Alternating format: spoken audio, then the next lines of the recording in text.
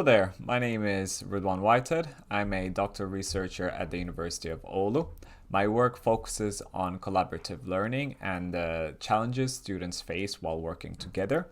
As part of my work, I use a lot of multimodal learning analytics methods and focus a lot with generative AI, both for research, teaching, and also my own personal learning. Some of my experience includes English language teaching, and also I do have some experience working in the edtech industry. Excited to be here. Hello everyone, and welcome to the module concerning ethical AI usage, specifically the topics regarding plagiarism and copyright issues. So, what will we learn in this module? In this module, we'll be focusing on AI and content creation. So what is ethical and what is not ethical? Understanding plagiarism in the era of AI. And finally, we'll be focusing on a case study. So about AI generated content in academia. So AI and content creation. What's ethical? In this section, we'll be specifically learning about AI in content creation, ethical principles in AI-generated content, and the role of human oversight. So, let's look at these two examples. So we have Sarah here, who uses ChatGPT to outline ideas, then rewrites and adds her own research in her own words. And in this case, ChatGPT is used as a study partner, helping her to organize and brainstorm her thoughts. While Jake just copies and pastes AI-generated responses without reading or fact-checking the contents of it. And so when the teacher asks, like, "Oh, can you please explain like this part of your work?" he's not able to. So can you tell me which one is is a ethical use case, and which one is not an ethical use case of using AI generated content? So if you responded that Sarah is the ethical one and Jake is not the ethical one, then you were correct. Why is this? Because we'll see in the future slides, but because essentially Sarah does not over rely on ChatGPT and does not use ChatGPT to kind of take shortcuts, but rather as a study partner. So, what do you think? Should schools embrace AI as a tool for learning, and should there be limits on how students use it for homework, or how do you think should it be, considering the fact that there are people who use ChatGPT in Sarah's way, and there are people who use ChatGPT in Jake's way? So you'll find that the answer to this question is not really clear-cut, and that it requires a bit more thought and a bit of a more nuanced understanding of AI in education. So this is one clear example to give. So imagine you have a calculator in a math exam, and let's say the exam is about multiplication, right? So if you had a calculator during this exam, would it actually be something that would it be cheating? Would it be something that really helps you to learn, or if you're relying on the calculator, would it just make the point of the exam just non-existent? So the same goes for AI. So if you're trying to learn how to write an essay, but then you just use AI generated content to complete your assignment, then are you actually learning? So this is something to consider. I mean, if you're using ChatGPT to fill in content, let's say you're creating a website and you want to have some replacement content over there, well then you can use copy pasted AI content. But if you're actually trying to learn how to write an essay down to the details, then what is the point of actually using AI? So, what are some examples for AI generated content in education? So, how can we actually use AI? First of all, AI is really good at creating structured outlines and summarizing different articles. So if you have a long piece of text and you want to ask questions to this text, then you can use AI for this. It's pretty good at it. If you want to gain automatic feedback for, let's say, you have your own writing and you want to understand, like, have I done actually a good job?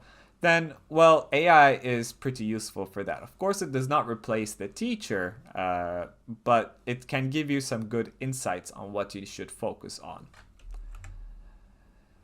Another point is for content generation for lessons. So if you're an educator, then AI can help you create or at least draft like an initial draft of a lesson plan, or help you create quizzes or explanations.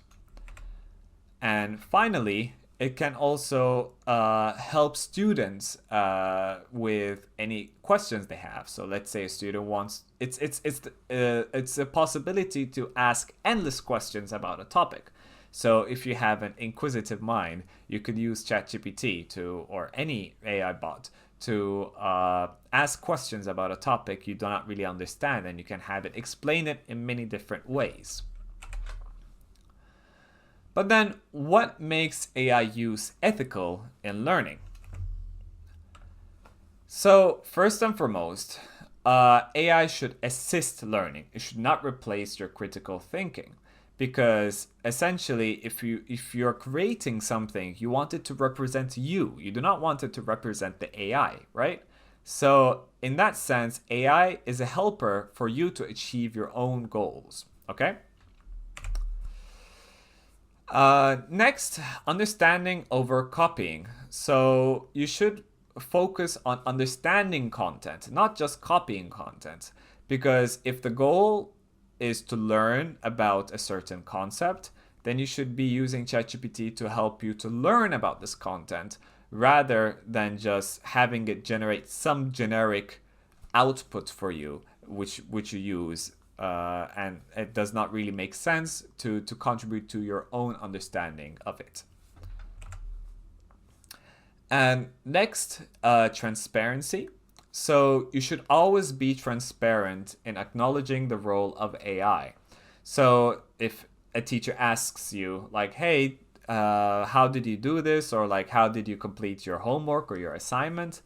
It should be the case that you explain, oh, I generated a draft using AI and then I added my own insights. So you should always acknowledge the role of AI, especially if guidelines are not too clear about how to use it.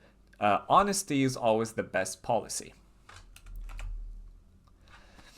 And then ensuring that all students have equal access to a certain AI chat or AI bot is always quite important to ensure that fairness and equity is achieved. Otherwise, students who have access to these bots and those who can use these bots will be using them more and progressing more than those who do not have access. So that is one thing to consider as well. So a key message is that AI should be used as a learning partner, not as a shortcut to completing your assignments. So how does it look like on a spectrum? So responsible use of AI and irresponsible or unethical use of AI. So a responsible user would use AI to brainstorm and outline ideas, while an unethical user of AI would be just copy-pasting AI-generated text without fact-checking or without doing any changes or without adding their own kind of voice to the text. Another thing is rewriting AI content in your own words. So a responsible user would kind of make the text their own, because it is something that should represent your own ideas. But then if you just submit it as your own text without doing any changes, that would be an unethical use of AI.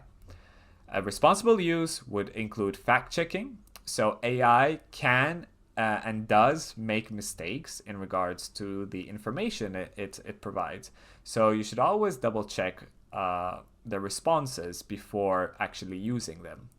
And an unethical use, an example for that would be to just use it to bypass learning and does not really contribute to your own learning. Another responsible AI use would be citing AI, or actually be transparent with AI. But an unethical use would be hiding the use of AI and claiming full authorship. I mean, that's just being dishonest with yourself, and it's harmful to your own learning. So, AI, in a sense, is a tool. It is not a replacement for personal effort and learning. To be able to learn effectively, we need to be able to put in some effort. So here are some practical guidelines for students. So for students, you should use AI for inspiration, not for answers. I mean, it can give you answers, but then again, the goal is for you to learn and not for you to copy paste answers from ChatGPT or similar bots. You should always cross-check AI information, because that is something that's essential to do. You do not want to have wrong facts delivered as true. And usually ChatGPT has these links when they're citing information that you can always go double check if it's actually correct or not. So you can double check the source. You should always be transparent with how you use AI. And you should always ask critical thinking questions like how and why, so regarding the content of the AI generated content. And then perhaps the most important is that you always follow school policies. Your institution or your school will have specific guidelines regarding how you should use AI, and you should always be following those. So we have an example here. So we have two short written responses. One is AI generated and one is from a student, so an authentic piece of text. So what I want you to do is I want you to read both and decide which response was generated by AI. So the one that was done by AI was response A, and the one that was done by a student, so authentic text, was done by was response B. So, but how can you tell? That is a good question to ask. So, AI generated text often lacks personal voice. What this means is that it will give you a very generic way of writing, and there's no kind of argumentation or there's no personalization to the text. Another thing is that it will give you very generic details regarding a topic. So because it synthesizes what it finds online, it does not give you really specific details about a certain topic. So usually authentic text has more specific details compared to generative AI content. And finally, generative AI has a very specific way of writing, has a very specific structure. And those who read a lot of generative AI or who work with generative AI a lot, they can easily tell the structure from others, from like authentic ones. So this is one way to tell if a text has been written by generative AI or not. So here's a table that compares the key differences in AI-generated content and human-created content on several aspects. So in terms of creativity and personal voice, AI generates structured, neutral, and factual responses, but like I said, lacks this personal insight, while human-centered content is more personal and has a more unique storytelling style. In terms of critical thinking, AI does not really generate original thoughts or has a deep analysis, while human-created content is more has more of an original viewpoint. In terms of engagement and tone, AI often sounds formal. It sounds very superficial and generic, and it's following a very certain pattern. But as humans, we're very creative. We like to adjust the tone of our text based on our emotions, on the context, on the argumentation, and this is also one way to tell the key difference. Another aspect is error handling and accuracy. So AI generated content can be misleading, it can be incorrect. However, when we're as human beings, if we're creating content, then we always want to validate. Of course, it's not always the case, but usually we validate our content and we cross-check sources. In terms of ethics and bias, AI inherently has some biases in its training data. So it often reflects these biases in the content it creates. While as human beings, although we do have our own biases as well, we have the ability to be more critical and we reason and evaluate the different sources in the content we create. So, all in all, AI can be a great assistant for brainstorming, organizing ideas, and improving understanding. But if you use it too much, or if you use it without giving it any thought, if you just copy paste, then this means you're over relying on it, which is something that's unethical. So understanding the difference between ethical use and unethical use is key to responsible AI use in education.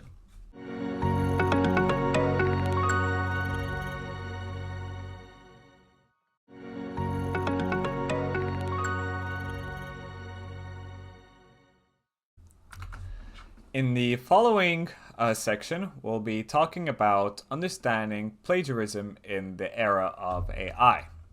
Specifically, in this module, in this section, we'll be talking about what is plagiarism. We'll be talking about the risks of plagiarism, and then we'll also be talking about the responsible use of generative AI in research. So, what is plagiarism? So the dictionary definition of plagiarism is to steal and pass off the ideas or works of another as one's own. So you're using somebody else's work without crediting the source. And this is, of course, plagiarism in education in general is totally unacceptable and is considered as a serious breach of professional conduct. And then what is self-plagiarism? So plagiarism, especially in when we're doing research, we're often pressured to have these certain deadlines to publish. So when you're pressured to do something and it's a time deadline, then you often try to take some shortcuts. So this might look something like blatant copying or improper citations. And this can be quite a problematic thing because research is supposed to be rigorous and it should not be something that includes plagiarism. So in that sense, it's very important that we understand how we can avoid plagiarism in general. So we need to avoid these common pitfalls. So we should not use or overuse self-citations too much. We should not use outdated or low-quality sources. We should not use inconsistent figures and claims. And we should not use uncredited or poorly paraphrased text in our manuscripts. And we should not have these sudden shifts in writing style, which really show that you've copy-pasted from somebody else. So best practices would include using recent credible sources, citing and quoting other sources properly, and also maintaining a consistent writing style. And for this, you should be following IEEE and academic guidelines as well. So there are 5 levels of plagiarism according to the Institute of Electrical and Electronics Engineering. So level 1 is uncredited verbatim copying of an entire paper or a major portion, so including multiple papers by the same authors. Level 2 is 20 to 50% plagiarism. Level 3 is less than 20% plagiarism.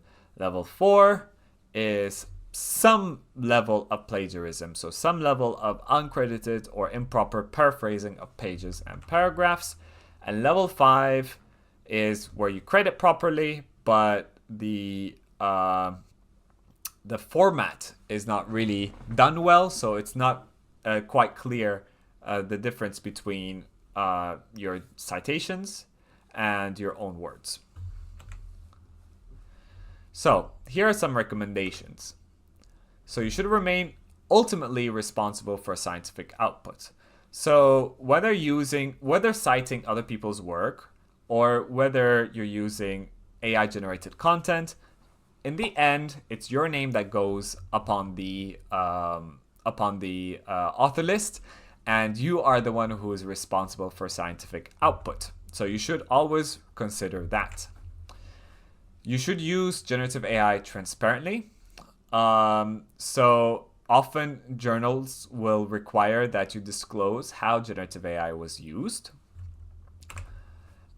And you should always, of course, be mindful of privacy, confidentiality, and intellectual property rights when sharing sensitive information with AI tools.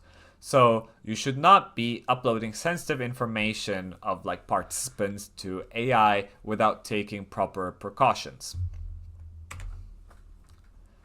So here are some further recommendations. When you're using generative AI, you should always respect national, EU, and international legislation. So the ethics committee, what do they require, and what are the common practices in ethical research? And you should always, of course, since the technology of generative AI evolves rapidly, you should always stay informed on these best practices and stay connected with other researchers who are having the similar issues or are engaging in similar practices, and kind of form this community in ethical practice in research. And of course, you should be avoiding using generative AI in sensitive tasks like peer review, because essentially you are the person who are tasked to do that job, and you should be the one who is evaluating. Of course, it is possible to use it for like very simple tasks, but in the end, it should represent your work, so your own ideas, not AI. Otherwise, they would have just given it to the AI to do it in the first place. So here are some best practices. These tools are one starting point. They are not 100% reliable on their own, and you should always use alternative ways of detecting if something is AI generated or not. And you should always use your kind of human intuition. You should look at the structure. You should know the history of the person who is submitting their like text, because all of these together can give you an idea if something is AI generated or not, or if it's been plagiarized or not. So yes, you should not rely blindly on these AI detection tools, because a lot of false flags exist, and you should always cite properly, of course. Even if you paraphrase something, if the idea is not from you, you should indicate where this idea comes from. And AI generated text, if you're just using AI generated text, like copy pasting for, let's say, a research or for something else, you should always disclose that, hey, this is AI generated, and you should like approach the contents of this text accordingly. So over here we have a self-practice activity. So what I want you to do is to choose some kind of text online, not very long, from a credible source. And then I want you to ask yourself, oh, what is the main message of this text and how can I summarize it in my own words without looking? And then I want you to close the original text, do not look at it, do not refer to it anymore, and write your own version from memory and add your own personal insight. Do you agree with it? Do you disagree? How does this connect to something that you already know? And then I want you to do this kind of self-check in the end. I want you to see, did you actually change the sentence structure? Does it actually sound like yourself, or do you still sound like this original text? And have I sufficiently added my own thoughts and example?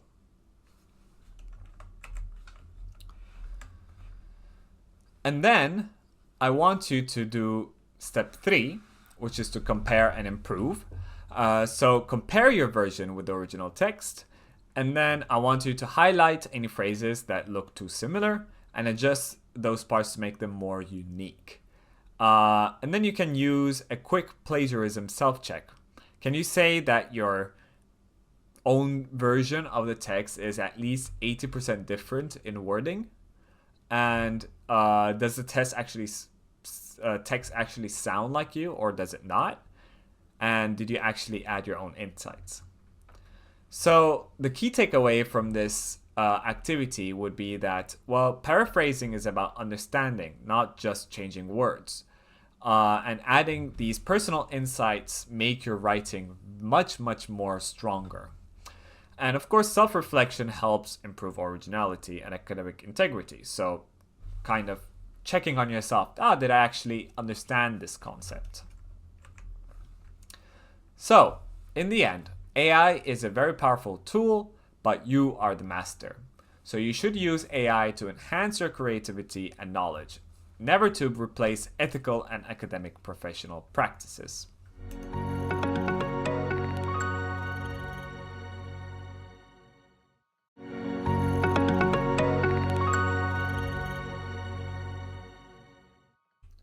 Hello. In this section, we'll be talking about AI-generated content in academia. Specifically, we'll be talking about how we can use generative AI in an ethical way, and we'll have an analysis activity about an AI writing ethics challenge. And then finally, we'll be talking about some examples about how you can, some strategies you can use and how you can develop them, so you can develop your skills that go beyond AI. Finally, we'll have variative assignments to minimize AI overuse and prevent plagiarism. So, common ways to use AI tools in academic settings is to generate ideas to help you overcome a writer's block. It's very useful if you want to summarize your notes or identify key points. It's also very useful, I think, personally, to simplify complex academic concepts. So if you have, for example, an article which has a lot of academic terminology that you do not really understand and you want it to be a bit more simplified, you can use generative AI in that sense to help you simplify the concepts being talked about. You can ask for analogies. It's very useful in that sense. And also, for your own text that you produce, it can help you have better sentence structures, identify grammar or vocabulary issues as well. However, it needs to be used in an ethical way. So first and foremost, verifying AI-generated content with academic sources is always very essential. Of course, nowadays it gives you sources in terms of links, but you should always double check the contents and see if ChatGPT or like generative AI is presenting the contents as they were in the original source. You should also be aware of biases in AI-generated output since it's trained on a certain type of data. It might have certain biases which can change from topic to topic. Another issue is to, of course, depending on your institutional guidelines as well, but as a general rule of thumb, you should avoid sharing personal or sensitive information with AI tools because unless you opt out, or unless you know that the tool is not training on your data, what will happen, or where the instances that have happened, is that people's information was leaked to other users because they uploaded their own sensitive information, and then other users were able to kind of jailbreak this information out of the AI tool. So you should never upload sensitive information regarding yourself or anyone else for that matter. Another issue is that AI text, unless depending on the reasons why you would be using it, it should always be kind of revised, and you should always make sure that it aligns with your own goals, that it represents yourself and it aligns with your own goals, and doing revisions if necessary, which is the case most of the time. And then finally, recording AI tools, prompts, and outputs is good practice, and especially if it's required by your institution, is good practice to have, to be able to go back and say, oh, I prompted this chatbot in this way, and it gave me this kind of result, etc. Especially if you want to keep records. So we have an AI writing ethics challenge here. The objective is to be able to make ethical decision on AI use in writing. So first, there are 3 scenarios presented. I want you to read the 3 scenarios, which are common situations where AI is used in writing.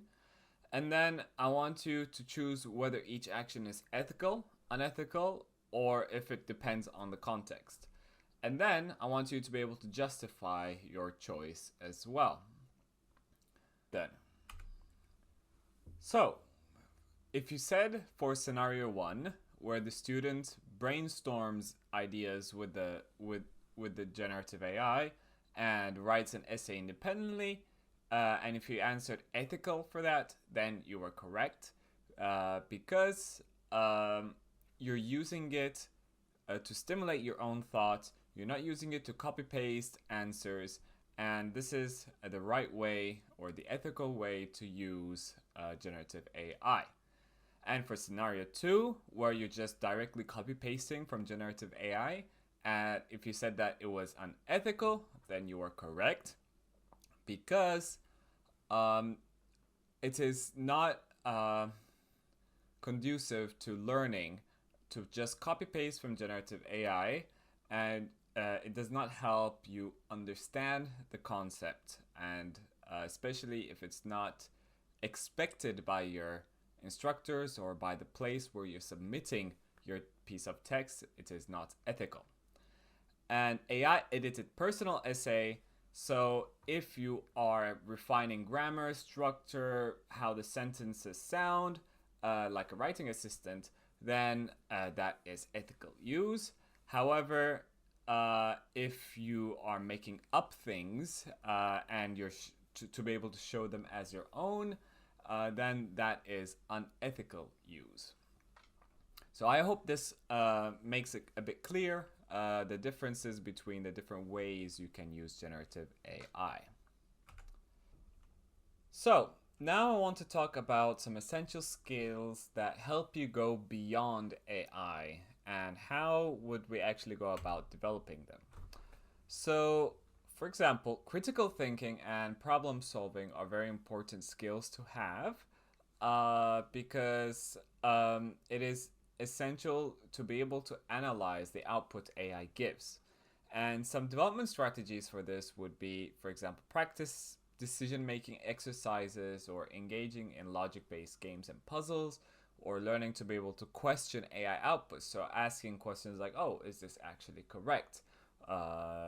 What about other perspectives? Is there bias in this? What can I do to improve this? Does it represent what I want to do? So being able to ask questions, I think, is very important. And then there's creativity and innovation. So AI, it's very good at generating ideas or just content in general, but it lacks this creativity and innovation, which we should be taking, or which we will have or are in charge for. Strategy or skill, you can engage in art, design, and storytelling. You could engage in brainstorming sessions, exploring cross-disciplinary thinking. So basically thinking, how can I combine different ideas? How can I generate something, or well, I generate as a human being something new. So these would help you develop these skills. And then emotional intelligence and interpersonal skills. So AI, in its essence, lacks true empathy, leadership, and deep social skills. So being a good listener, a good communicator, being good at conflict resolution, these are skills that you still need and will always need as a human being. And further on, having ethical judgment and digital responsibility. So, as a human being, you are responsible for your own judgments, for the things that you do. And what AI does, of course, it can be biased, it can be unethical, it can make mistakes, and always requires human oversights. So, these are skills that need to be developed through learning about ethics, digital rights, responsible technology use. And later on, we have adaptability and lifelong learning. So AI evolves rapidly. If you may have noticed, when ChatGPT first came out, its abilities were quite limited compared to what it can do today. So being able to flexibly upskill and have a growth mindset will help you catch on with these trends and these being able to keep updated with what's going on. And finally, technical literacy and AI mastery. You should understand AI, how it works, how you can best take advantage of it. And computational thinking, and coding and algorithmic thinking are essential skills to have to be able to take most effect of AI. And then over here, I like to talk about learning content, so more learning specific content that can be used in the age of AI. So, inquiry-based learning tasks encourage deep thinking. Some example assignments would be Socratic questioning essays, real-world problem scenarios, debating and argumentation papers. These are very hard for AI to just provide something that is copy-pastable. So this is a good learning task. Another one is project-based learning.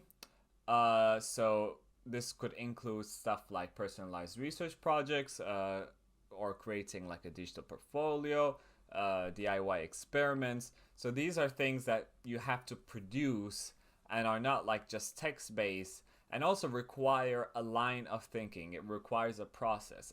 And what AI is making us do is to focus more on the process rather than the output, because it can create the output, but we want to be able to work on the process, learn through the process as well.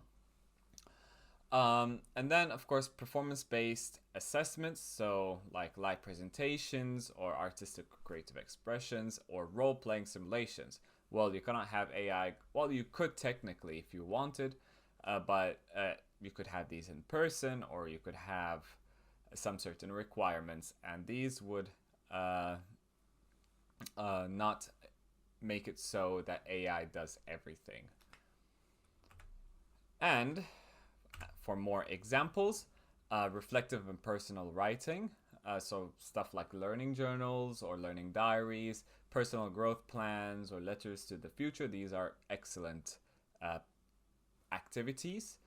And then hands-on collaborative or social learning. So these are quite good as well. So having projects where students work together.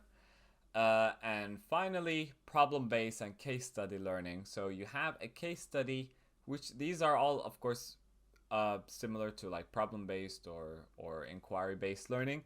But yeah, so these working basically on a kind of bigger project where there's a process and the output cannot just be replicated by AI. These are excellent examples of learning activities or learning content that can be utilized today.